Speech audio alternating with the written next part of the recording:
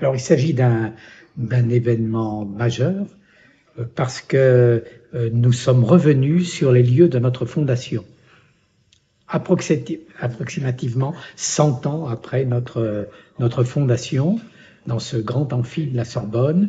Et je dirais que le symbole, c'est que notre académie est une académie fondamentalement républicaine.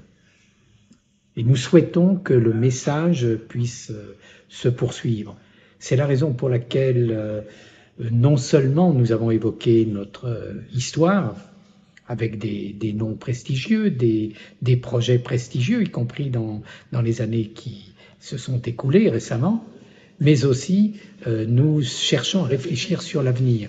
Et c'est le sens en particulier de notre livre du centenaire, Penser le monde de demain.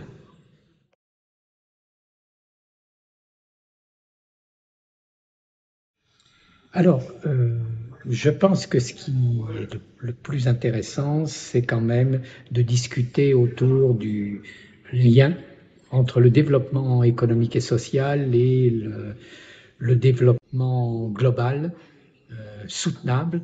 Il me semble que c'est un des enjeux fondamentaux et c'est probablement le chantier sur lequel il faut que nous orientions notre académie parce qu'elle peut être un lien entre les pays du Sud et les pays du Nord.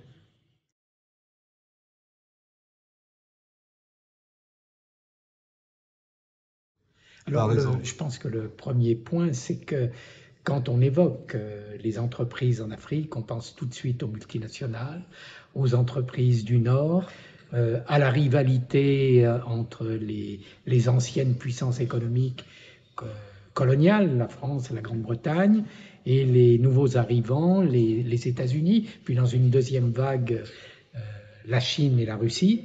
Mais cette vision est extrêmement réductrice et en même temps ne traduit pas ce qui est en train d'émerger en Afrique, c'est-à-dire à travers la jeunesse, un esprit d'entreprise. Et cet esprit d'entreprise, il prend plusieurs voies. Il y a d'abord, bien sûr, une tradition sur laquelle il faut s'appuyer de micro-entreprises. Alors, les micro-entreprises, ça va souvent de pair avec la pauvreté. Mais de la pauvreté peuvent naître des formes d'entreprises nouvelles, comme cela a bien été montré pour les pays de l'Asie du Sud-Est. On voit bien, par exemple, comment dans un pays comme la Côte d'Ivoire ou dans son voisin le Ghana, est en train de se créer un esprit d'entreprise qui permet de remonter la chaîne de valeur et peut-être de permettre à ces pays d'Afrique, notamment d'Afrique occidentale, de mieux s'intégrer dans le système international des échanges sans être systématiquement les perdants par le biais des prix. Et c'est ce qui apparaît aussi, c'est que on retrouve en Afrique des modes de développement qui ont été suivis dans d'autres pays du Sud. Alors, c'est vrai que l'Afrique francophone, à part peut-être le cas de la Côte d'Ivoire, où le développement est soutenu,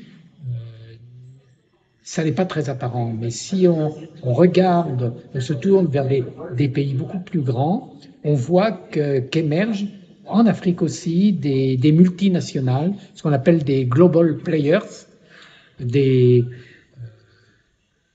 outsiders susceptibles de venir concurrencer les pays du Nord. Alors, je donnerai un exemple, c'est le groupe Dangote au Nigeria, qui est devenu un géant du ciment à l'échelle mondiale et qui aujourd'hui parle d'égal à égal avec les grandes multinationales comme Holcim Lafarge ou Heidelberg ou le cimentier mexicain Cemex.